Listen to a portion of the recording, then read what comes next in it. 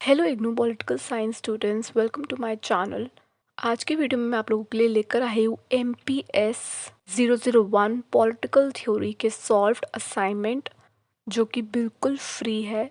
इसके लिए आपको कोई भी पैसे नहीं देने हैं, ठीक है। ये बिल्कुल फ्री है सॉल्व्ड असाइनमेंट। ये असाइनमेंट उन बच्चों के लिए है जिन्होंने जुलाई 2025 में और जनवरी 2026 में एडमिशन लिया है, ठीक है। उन बच्चों के लिए ये असाइनमेंट होने वाले हैं सॉल्व्ड असाइनमेंट। ये क्वेश्चन देख सकते हैं असाइनमेंट इसमें, जैसे कि आप देख सकते हैं इसमें क्या करना है आपको। आपको इन क्वेश्चंस में से 5 क्वेश्चंस के आंसर्स देने हैं, करने हैं 2 फ्रॉम ईच सेक्शन, यानी कि 2 तो हर दोनों सेक्शन में से होने ही चाहिए। और ये आपको 500 वर्ड्स के अंदर अंदर आपको आंसर्स को देना है, ठीक है। तो एंड तक वीडियो ज़रूर देखिएगा, क्योंकि मैंने बहुत ही स्ट्रक्चर्ड वे में आंसर प्रोवाइड करे हैं, ठीक है। चलिए बिना किसी देर करे अब सीधा हम अपने असाइनमेंट को देखते हैं। फर्स्ट सेक्शन 1, आप अपने असाइनमेंट में ये क्लियरली मेंशन करेंगे कौन सा सेक्शन है और कौन सा क्वेश्चन आप सॉल्व कर रहे हैं, ठीक है। Question 1, what is political theory and why should we study it, explain.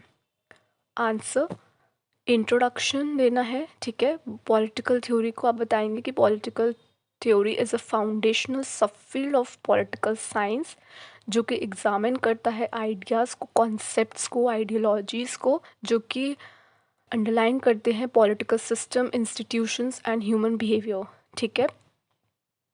ये पॉलिटिकल थ्योरी किन किन क्वेश्चंस को देखती है, पावर को, जस्टिस को, rights, governance and the role of states, philosophical, historical and ethical perspectives को भी। जो पॉलिटिकल थ्योरी होती है वो सिर्फ ये नहीं देखती कि पॉलिटिक्स कैसे वर्क करती है, बट कि वो क्यों उसको एक सर्टेन वे में वर्क करना चाहिए, और इन्फ्लुएंशियल थिंकर्स के थ्रू ये एक्सप्लेन करने की कोशिश करती है, जो कि है Plato, Aristotle, John Locke and Karl Marx. ये थिंकर्स के नाम मेंशन करना is very important. Political theory can be broadly defined, आप उसको डेफिनेशन देंगे पॉलिटिकल थ्योरी कैसे डिफाइन करते हैं, as a systematic study of political thought encompassing normative theories कि व्हाट ऑट टू बी, और एम्पिरिकल एनालिसिस व्हाट इज़, ठीक है। ये की कंसेप्ट्स को समझती हैं, जैसे कि sovereignty, liberty, equality, democracy, authority, इन चीज़ों को समझती है और इनका एवोल्यूशन जानती है कि कैसे ये इवॉल्व हुए, और फ्रॉम एंशियंट टेक्स्ट के थ्रू और मॉडर्न डिबेट्स के थ्रू, ठीक है। और एग्जाम्पल्स देना इज़ ऑल्सो वेरी इम्पॉर्टेंट। मैंने यहाँ पे प्लेटोज रिपब्लिक का एग्जाम्पल दिया है और जॉन स्टुअर्ट मिल्स का यूटिलिटरिज्म का एग्जाम्पल दिया है, ठीक है।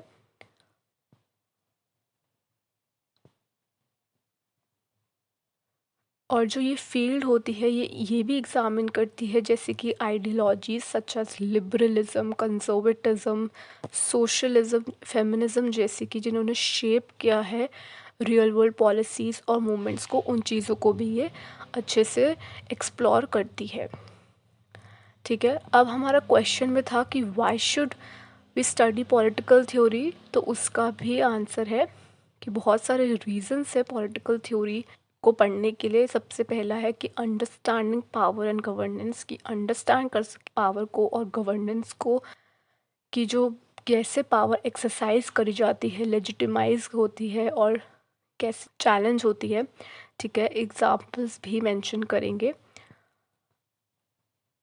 उसके बाद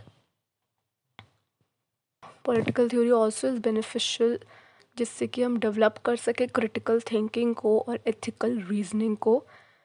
पॉलिटिकल थ्योरी में एनालिटिकल स्किल्स हमारी इम्प्रूव करती है और हमें इंकरेज करती है कि हम डिबेट्स वगैरह में पार्टिसिपेट करें, ठीक है। हम अपनी आर्ग्यूमेंट्स को रख सकें, हम अजम्पशंस को क्वेश्चंस कर सकें और हम प्रपोज कर सकें ऑल्टरनेटिव्स को। पॉलिटिकल थ्योरी किस लिए भी इम्पॉर्टेंट है, क्योंकि वो कनेक्ट करती है पास्ट आइडियाज़ को प्रेजेंट रियलिटीज़ से, कि कैसे जो हिस्टोरिकल डिबेट्स हैं वो कैसे इन्फ्लुएंस करती हैं करंट इवेंट्स। ठीक है, एग्जाम्पल देंगे एनलाइटमेंट आइडियाज़ का, ठीक है, मार्क्सिस्ट थ्योरीज का।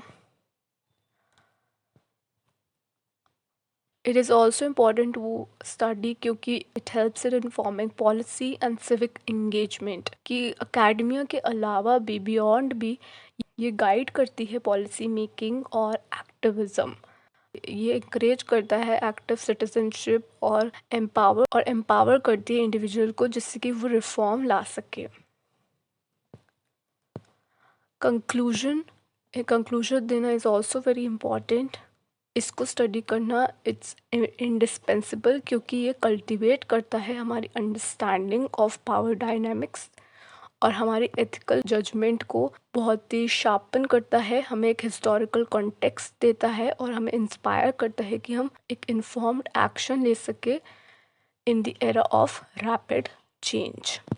ठीक है, सो ये है आपका conclusion. Coming to next question, question 3, question number mention करना इज़ इम्पॉर्टेंट, इसमें गलती नहीं करनी है। So question number 3 is explain the meaning and nature of rights. Meaning और नेचर क्या है राइट्स का, वो इस आंसर में, इस क्वेश्चन में आपको एक्सप्लेन करना है। तो आइए अब हम इसका आंसर देखते हैं। जो राइट्स है एक फंडामेंटल कंसेप्ट है पॉलिटिकल साइंस में, जो कि रिप्रेजेंट करता है एनलाइटमेंट को और क्लेम को जो कि इंडिविजुअल्स पोजेस करते हैं, जो कि ऑफन अगेंस्ट होती है स्टेट की और सोसाइटी के, जिससे कि इंश्योरमेंट हो सके फ्रीडम, इक्वालिटी और justice of individuals.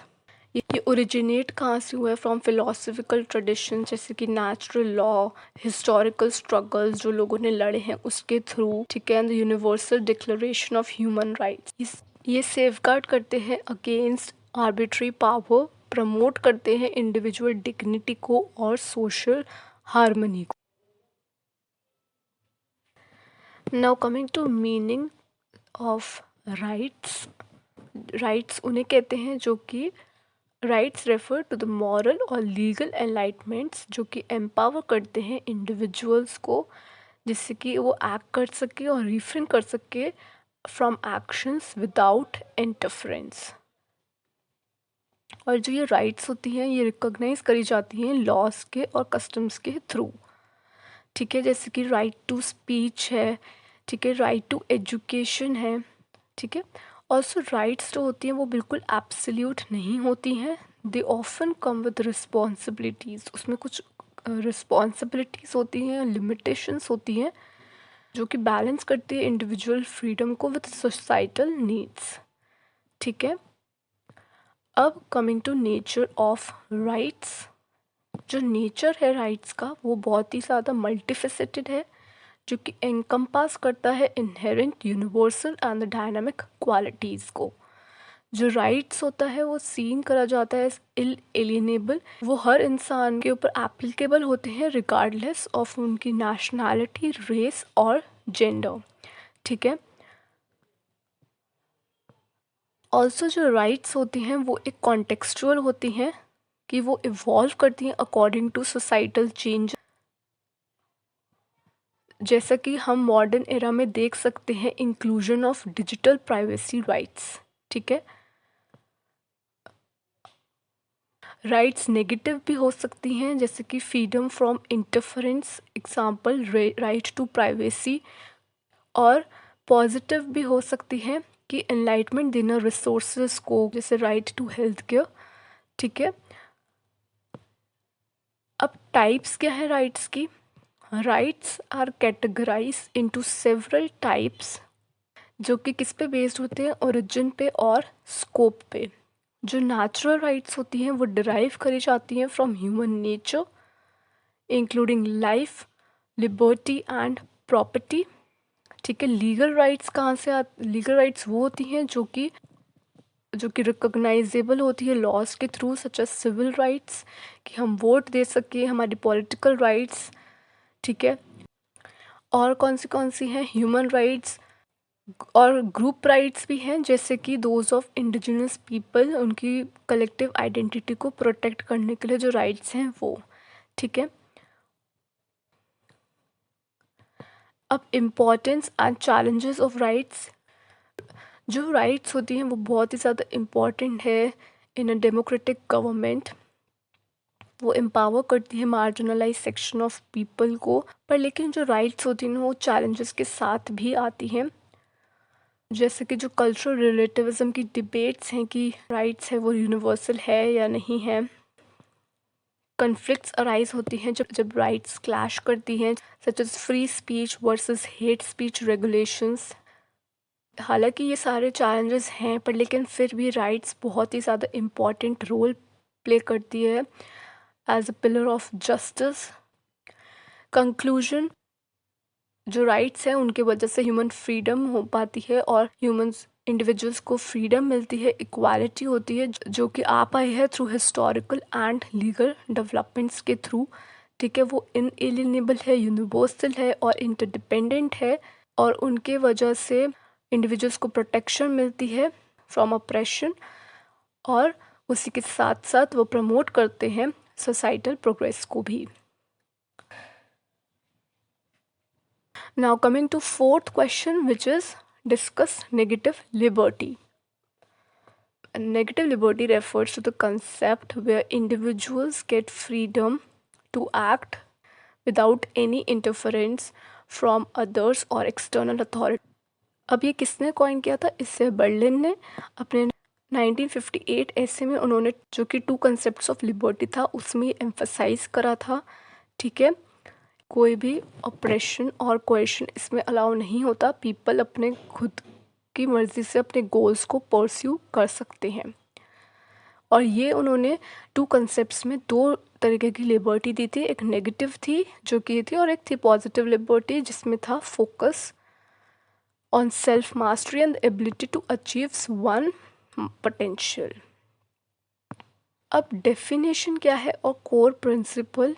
Negative liberty is fundamentally about the freedom from मिलती ही है किससे? फ्रॉम एक्सटर्नल ऑब्स्टेकल्स से। बर्लिन इसे डिफाइन करता है as the area within which a person can be unobstructed by others. ठीक है। जैसे कि आप अपना करियर चूज कर सकते हैं विदाउट किसी की भी इंटरफेरेंस के। ठीक है। इसमें की प्रिंसिपल्स कौन से हैं? First is non interference. कोई भी आपको फोर्स नहीं कर सकता है कुछ भी करने के लिए। ठीक है। इंडिविजुअल ऑटोनॉमी होती है, इंडिविजुअल अपने हिसाब से अपनी पर्सनल चॉइस को प्रायोरिटाइज कर सकते हैं। ये अलाइन करता है क्लासिकल लिबरलिज्म से, और इसमें स्कोप ऑफ फ्रीडम है। अब historical context and examples. Negative liberty emerge हुई थी ड्यूरिंग एनलाइटमेंट। ठीक है। हिस्टोरिकली एनलाइटमेंट रूट्स क्या थे? फिलोसफर्स लाइक लॉक के, उन्होंने आर्ग्यू करा नेचुरल राइट्स के लिए, जहाँ पे लिबर्टी इनहेरेंट है और गवर्नमेंट उस लिबर्टी को सेफगार्ड करती है। मॉडर्न एप्लीकेशंस लिबरल डेमोक्रेसी के अंदर जो नेगेटिव लिबर्टी है वो सपोर्ट करती है पॉलिसीज़ को, जैसे कि फ्रीडम, फ्री स्पीच और प्रॉपर्टी राइट्स को। ठीक है। रियल वर्ल्ड एग्जांपल भी देना है कि इकोनॉमिक फ्रीडम, जिससे कि आप अपने बिजनेस को अच्छे से चला सके कोई भी एक्सेसिव रेगुलेशन के बिना। ठीक है। उसको हम नेगेटिव लिबर्टी कहेंगे। अब coming to criticism and limitations, इसमें इनइक्वालिटी इशू रहता है। सपोज करो अगर एक पुअर पर्सन है, उनके पास एक फ्रीडम है बट उनके पास रिसोर्सेज नहीं है उस फ्रीडम को एक्ट, जैसा कि कार्ल मार्क्स ने पॉइंट ऑफ व्यू दिया था। ठीक है। Second, over emphasis on individualism. Thirdly, practical challenges, जैसे कि बहुत जो डाइवर्स सोसाइटीज़ होती है वहाँ पे नेगेटिव लिबर्टी को सिक्योरिटी के साथ मैनेज करना, बैलेंस करना can be a big challenge. और ऑल्सो ये कंपैरिजन भी करा गया था पॉजिटिव लिबर्टी से। दस कंक्लूजन में कि जो नेगेटिव लिबर्टी है वो एडवोकेट करता है पर्सनल फ्रीडम को from any kind of external interference, individual rights को प्रायोरिटाइज करना, ये फ्रीडम को प्रायोरिटाइज करता है और प्रोटेक्ट करता है इंडिविजुअल्स को from any interference to balance it with positive liberty for a holistic view. ठीक है, now coming to section 2। Section 2 में आपको शॉर्ट नोट्स लिखने हैं। 6th question, A classical liberalism. Short notes 250 words के अराउंड होने चाहिए। क्लासिकल लिबरलिज्म पॉलिटिकल और इकोनॉमिक फिलॉसफी है जो कि इमर्ज हुई थी 17th और 18th सेंचुरी में, जो कि एडवोकेट करती है इंडिविजुअल फ्रीडम को, लिमिटेड गवर्नमेंट इंटरवेंशन हो और प्रोटेक्शन हो इंडिविजुअल राइट्स की। ये रूटेड है एनलाइटमेंट में, जो कि एम्फसाइज करते हैं primacy of individual over the state. Promote करते हैं ऐसी सोसाइटी को जहाँ पे पर्सनल लिबर्टी हो और इकोनॉमिक फ्रीडम हो without any kind of question. अब इसका ओरिजिन और हिस्टोरिकल कॉन्टेक्स्ट क्या है? Classical liberalism arose during the age of enlightenment. Influence हुए गए थे थिंकर्स से जो कि जॉन लोकी है, जिन्होंने आर्ग्यू किया था for natural rights to life, liberty and property. ठीक है, की प्रिंसिपल्स क्या हैं? की प्रिंसिपल्स हैं जो क्लासिकल लिबरलिज्म होता है वो प्रायोरिटाइज करता है इंडिविजुअल ऑटोनॉमी को, प्राइवेट प्रॉपर्टी को, सिविल लिबर्टीज़ को, अपोज करता है एक्सेसिव स्टेट पावर को, favouring a night watchman state that protects rights but avoids interfering in personal और इकोनॉमिक अफेयर्स। फ्री ट्रेड को भी सपोर्ट करता है। इन्फ्लुएंस एंड एवोल्यूशन, ये आइडियोलॉजी जो है ये शेप करती है मॉडर्न डेमोक्रेसीज को। ठीक है, क्रिटिक्स आर्ग्यू करते हैं कि ये इनइक्वालिटीज़ लाती है, पर लेकिन इसके जो सपोर्टर्स हैं वो इसको सपोर्ट करते हैं for fostering innovation and human progress. Conclusion भी देना इम्पॉर्टेंट है शॉर्ट्स नोट्स में भी। Classical liberalism remains a foundational force in western political thought, जो कि बैलेंस करती है लिबर्टी को विद सोशल ऑर्डर। ठीक है, over time it emphasis on individual rights continues to inspire debates on governance. ये हमें याद दिलाती है कि जो ट्रू फ्रीडम है वो थ्राइव कर सकती है जब जो स्टेट है वो रिस्पेक्ट करे इंडिविजुअल सोवरेनिटी को। Now coming to welfare state. Welfare state क्या है? वेलफेयर स्टेट एक फॉर्म ऑफ गवर्नमेंट है जो कि जहाँ पे जो स्टेट है उसकी प्राइमरी रिस्पॉन्सिबिलिटी होती है कि वो अपने सिटीजन्स की सोशल और इकोनॉमिक वेलबींग का ध्यान रख सके, उनको एसेंशियल सर्विसेज प्रोवाइड कर सके, बेसिकली उनकी बेसिक स्टैंडर्ड ऑफ लिविंग का ध्यान रख सके। ठीक है, ओरिजिनेट हुई थी from socialism and liberalism ideologies से। ठीक है, फीचर्स क्या हैं? Universal access to health care, education and social security provide करे, प्रोग्रेसिव टैक्सेशन हो टू फंड प्रोग्राम्स और की इंडस्ट्रीज़ की स्टेट ओनरशिप हो। सिग्निफिकेंस है वेल्थ को अच्छे से डिस्ट्रीब्यूट करता है इक्वली, सपोर्ट करता है इकोनॉमिक स्टेबिलिटी को। ठीक है, फंक्शंस इट इनकम्पासेस, ये प्रोवाइड करता है सोशल सर्विसेज जैसे कि हेल्थ केयर हो गया, एजुकेशन है, लेबर मार्केट्स को रेगुलेट करता है, एक्ट करता है एज अ सेफ्टी नेट की जो इंडिविजुअल्स हैं उन्हें पार्टिसिपेट करने का मौका देता है इकोनॉमी में without any kind of fear. ठीक है, कंक्लूजन भी देना इम्पॉर्टेंट है कि जो वेलफेयर स्टेट है वो बैलेंस करता है इंडिविजुअल फ्रीडम को विद कलेक्टिव वेलफेयर और मॉडर्न चैलेंजेस को अडेप्ट करता है जैसे कि globalisation and ageing population. Now 7th, इसमें आपको शॉर्ट नोट लिबर्टेरियनिज्म पे और कार्ल मार्क्स पे। तो ए लिबर्टेरियनिज्म, ये एक पॉलिटिकल फिलॉसफी है जो कि प्रायोरिटाइज करती है इंडिविजुअल लिबर्टी को और एम्फसाइज करती है minimum government intervention in person and economic affair. ठीक है, इसमें ये भी क्लासिकल लिबरलिज्म में रूटेड है। ठीक है, कोर प्रिंसिपल्स हैं is guided by the non-aggression, states that no one should initiate force or questions against others. Individuals यहाँ पे एक सोवरेन की तरह देखा जाता है जिनमें right to life, liberty and property मिलती है. इकोनॉमिक व्यूज़ हैं, फ्री मार्केट कैपिटलिज्म है, ठीक है. गवर्नमेंट इंटरवेंशंस पे अपोजिशन है जैसे कि सब्सिडीज़ और the price control. Political views भी मेंशन करना है.